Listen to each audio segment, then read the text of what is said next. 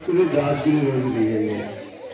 ఈ రోజుల్లో సంపాదించింది నలుగురికి ఒకరికి షేర్ చేసుకుందామని ఒక మంచి ఆలోచన కలిగిన వ్యక్తి మన మాదార తాతాజీ గారు. ప్రతి సంవత్సరం కూడా వారు యువతను ప్రోత్సహిద్దామని చెప్పి స్పోర్ట్స్ పెడతా ఉంటారు. అలాగే మహిళలను ప్రోత్సహించడానికి ముగ్గులు పోటీలు అటువంటి పెడతా ఉంటారు. ప్రతి సంవత్సరం ఎక్కడన్నా ఒక మంచి పేరు కార్యక్రమం జరిగిందంటే ఆ కార్యక్రమంలో తాతాజీ గారు కష్టం ఉంటుంది. అటువంటి తాతాజీ గారికి కూడా ధన్యవాదాలు తెలియజేస్తున్నాను. నన్ను పిలిచి చక్కటి కార్యక్రమానికి అలాగే వేదిక ముందు ఉన్న వాళ్ళందరికీ కూడా చెప్తాను. మా ఎంపీటీసీ గారికి అలాగే అందరికీ కూడా చెప్తాను.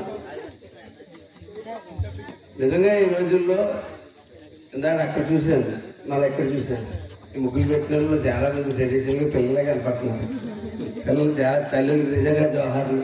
ఈ పిల్లలకి మన ట్రెడిషనల్ ముగ్గులు మన అన్ని గుర్తుగా పెట్టి నేర్పినందుకు మీ అందరికీ కూడా ధన్యవాదాలు తెలియజేస్తా ఉన్నాను.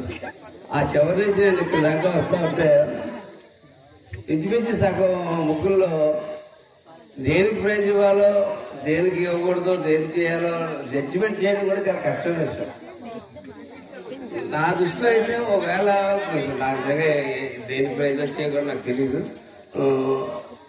ఒకళ్ళిద్దరికి రాకపోయినా వాళ్ళ అరువుల కింద నా లెక్క. ఎందుకంటే అందరికీ ఇవ్వలేం కదా, 1, 2, 3 ప్రైజ్. అందుకనే మిగిలిన వాళ్ళందరూ కూడా ప్రోత్సహించడానికి మా జనసేన పార్టీ యొక్క గ్లాసు గుర్తు మళ్ళీ మీద అందరికీ కూడా పెట్టారు.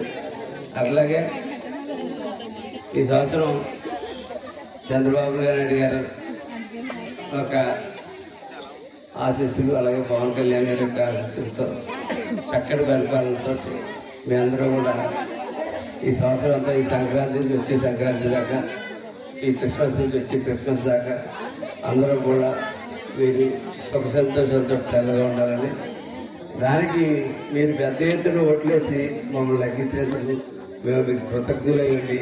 మీకు ఎప్పుడు ఏ పనున్నా ఏ అవసరం వచ్చినా ఖచ్చితంగా పిలిస్తే పలికేటట్టు మేము ఉంటామని తెలియజేసుకుంటూ ఇటువంటి కార్యక్రమాలు మరీ జరగాల, మనందరూ కలిసి ఆనందంగా పండుకోవాలి, పంచుకోవాలి, అందరూ కలిసి ఉండాలని చెప్పి కోరుకుంటూ సెలవు తీసుకుంటాం.